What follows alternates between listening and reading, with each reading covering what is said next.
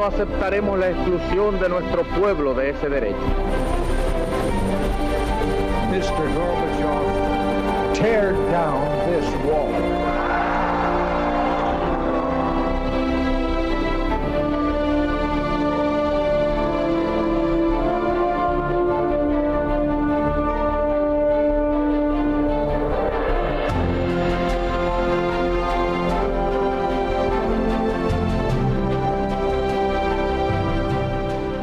Buenas noches, señoras, caballeros. Anoche nos quedábamos con el alma en vilo, con nuestros soldados en Baler, aquella aldea filipina, y alrededor el enemigo que se abalanzaba sobre ellos. La hazaña de los últimos de Filipinas, de los héroes de Baler.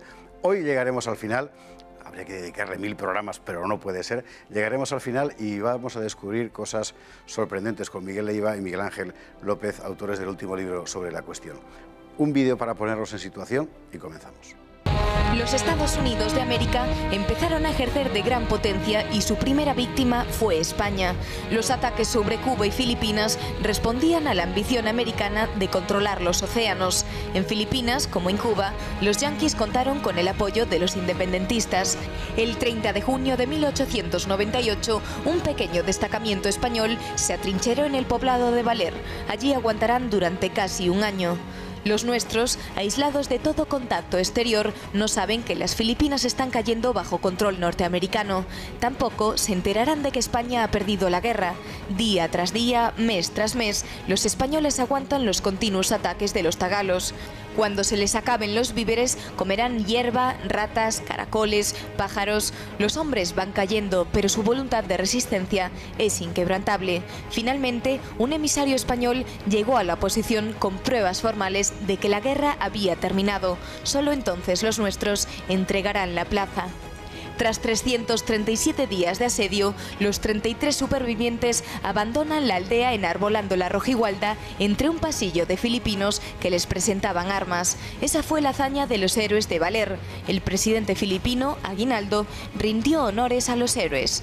Ahora bien, poco le duraría la gloria a Aguinaldo. En marzo de 1901, los americanos le apresaban. Los yanquis entraron a saco, arrasaron aldeas, quemaron iglesias, profanaron cementerios, ejecutaron masivamente a los civiles, con particular atención a los que hablaban español, y perpetraron, en suma, un auténtico genocidio. Se calcula que el número de víctimas alcanzó el 1.000.000 de personas. La población total de Filipinas en aquel momento era de 9 millones. La independencia filipina se deshizo bajo la represión norteamericana. Don Miguel Leiva, don Miguel Ángel López, buenas noches de nuevo. Buenas noches. Muy buenas noches. Hemos dejado anoche a nuestros héroes allí metidos en la aldea, en principio, para poner un poco de orden en lo que parecía, hombre, una balsa de aceite, ¿no? Pero bueno, que tampoco era un sitio particularmente expuesto al enemigo. Y aquí que de repente todo se complica. Sí, se complicó porque los batallones, o sea, los destacamentos españoles fueron cayendo uno tras otro. Los de Baler se quedaron totalmente aislados, sin nadie que pudiera socorrerlos. Fueron atacados por los filipinos y se metieron en aquella iglesia sin saber prácticamente lo que estaba pasando a su alrededor. ¿Cuánta gente entra en la iglesia? Entran 54 personas. 54 hombres. 53 militares y un párroco, el párroco de Baler, Fray Cándido Gómez Carreño, que había sido prisionero en el primer ataque, en el ataque del teniente Mota, y una vez liberado vuelve a su parroquia a hacerse cargo de sus feligreses. Una iglesia es un sitio, hombre, la fortificación es un arte militar, es decir, cualquier oficial sabe fortificar, pero otra cosa es que le salga bien. Y una iglesia, tal como era aquella, no era un sitio particularmente fácil. ¿Qué hicieron para conseguir convertirlo en un fortín? ¿Cómo lo hicieron? Pues fue una de las verdaderas claves de por qué lograron, digamos, aguantar 337 días dentro de la iglesia. El pueblo en el año 1785 aproximadamente sufrió una especie de maremoto, no sabemos un fenómeno de qué tipo, y el pueblo, digamos, quedó prácticamente arrasado y decidieron, y destruyó la iglesia que había entonces, que era de paja y nipa, y construyeron una iglesia a fuerza de terremotos, de maremotos y de cualquier inclemencia, de unos muros de 1,5 metros de espesor. Entonces ellos adaptaron esa iglesia, tapiaron todas las puertas, aspiraron las ventanas y crearon digamos, un circuito exterior de defensa que era prácticamente inaccesible. Genial. ¿Y qué comes cuando estás dentro? Porque con esto has conseguido cerrar y que no entren. Sí. Pero tú tendrás que comer algo y allí me imagino que los víveres serían limitados. Serían, bueno, no tan limitados. Había un mito que se encerraron sin comida. El destacamento en un primer momento va para 2 meses. Se le mandan habituallas para 4. A partir de ese momento no dependen solo de lo que tienen. Han comprado previamente o han comerciado con la población local, han comprado carne, han comprado el párroco Gómez Carreño compró una cantidad ingente de palay, que es arroz sin descascarillar, que a la postre serviría para aguantar un poco más esa resistencia. En el momento que se van acabando los víveres, muchos de ellos ya con el tiempo estaban averiados, no se podían consumir, todo lo que pasaba por allí, todo lo que reptaba, volaba. Incluso descubrimos una noticia de un periódico de un soldado canario, una vez que volvía a casa, que le preguntaban, bueno, ¿y qué tal? ¿De qué comían? Dice, bueno, recuerdo un momento en el cual abatimos un perro en campo de nadie, un compañero lo consiguió meter dentro de la iglesia y cuando fuimos a comérnoslo vimos que tenía sarna, nos supo a jamón. Nos supo a jamón, claro. Que era una cosa tremenda. A todo esto, el enemigo está alrededor ya. En fin, unos muros de 1,5 metros no son fáciles de tirar, pero aquella gente llevó cañones al final, es decir, que se habían propuesto aniquilar al destacamento como fuera. Y también tendrían sus problemas logísticos, digo yo, es decir, que ahora poder allí el campamento y a la medieval, ¿no? Ellos tenían, aparte de problemas logísticos, también estaban, digamos, involucrados en una guerra ya a partir de febrero, pero prácticamente desde el inicio del sitio, estaban involucrados en una guerra con los americanos. Luego también sucedió que parte de las tropas digamos, filipinas que estaban rodeando Baler, pues hay un relevo entre ellos y que, bueno, que a veces son unos, a veces son otros, pero efectivamente también tenían ellos problemas de habituallamiento y de comida, ¿no? Había casi 800 filipinos fuera. Está bien. Tienen una guerra con los americanos porque a todo esto España ya ha perdido, pero dentro no se enteran. No, no se enteran. El destacamento sabía que había una guerra, esas son noticias que ya lo conocían, contra los americanos, sabían incluso la pérdida de nuestra armada en Cavite, pero lo que no sabían era cuán rápido estaban cayendo todos los destacamentos que estaban alrededor. Incluso destacamentos con 400, 500 hombres estaban cayendo. Entonces la esperanza del destacamento no era llegar ellos a Manila, sino que lógicamente se sabían más fuertes que los filipinos. Lo que no sabían, la fuerza, no sabían que los americanos habían desembarcado ya y que los americanos también estaban haciendo pues de las suyas. Aquella gente sigue allí, la guerra termina, los españoles se marchan y aquella gente sigue allí porque no se ha enterado.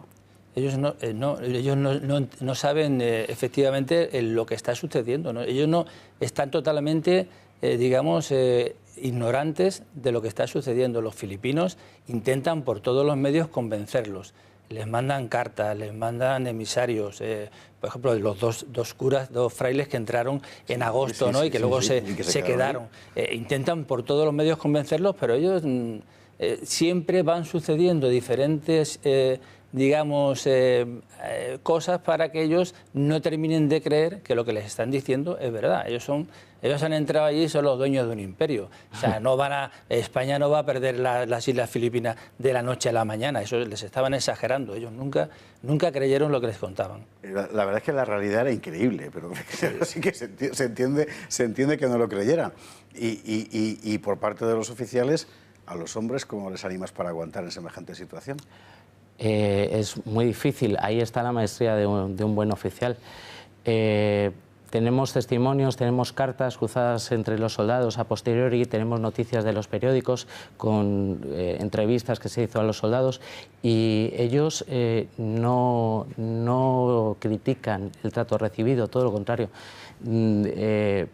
fueron muchos de ellos, el mismo capitán de las Morenas les trató como un padre y como un padre les recuerdan que el teniente médico, el propio Martín Cerezo, que estaba en su papel, tenía que ser un señor pues militarmente férreo, pero ese era su papel.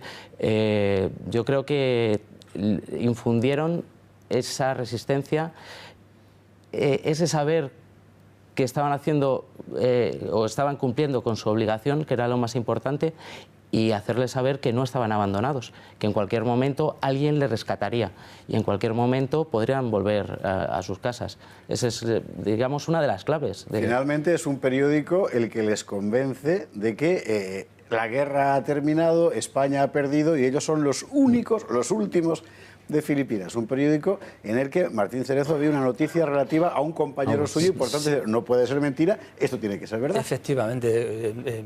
Teniente Coronel Aguilar, que es el último de los emisarios españoles que intenta convencerlos para que salgan, ¿no? Se va desesperado porque no puede convencerlo, dice, bueno, esta es la última oportunidad que tenéis y ya me voy, y deja unos periódicos en la trinchera.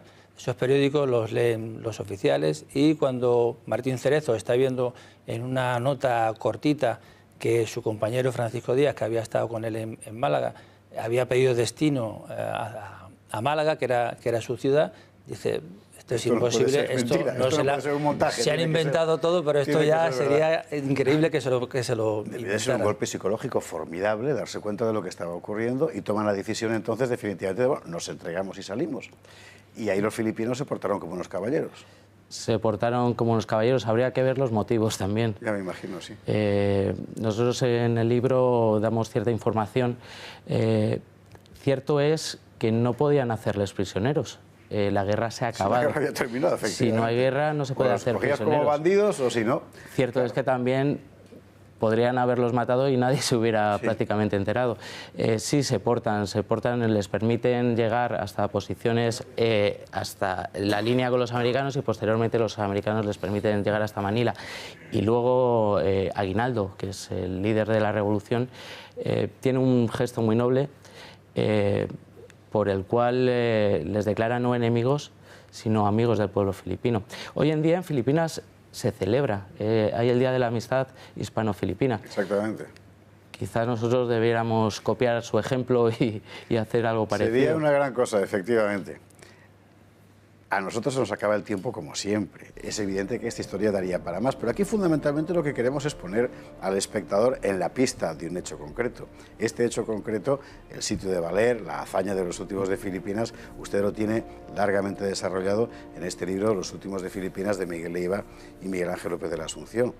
Y otro día contaremos con ellos para hablar no tanto de Baler y de Filipinas, como de lo que pasó después, que fue el cruel genocidio perpetrado por los Estados Unidos sobre la población filipina, aquello que fue un día tierra española. Pero eso será otro día, don Miguel Leiva, don Miguel Ángel López. Muchísimas gracias a los dos por estar aquí con nosotros en Tiempos Modernos. Muchísimas gracias. Muchas gracias a ustedes. Y a ustedes, muy buenas noches y hasta la semana que viene. Gracias.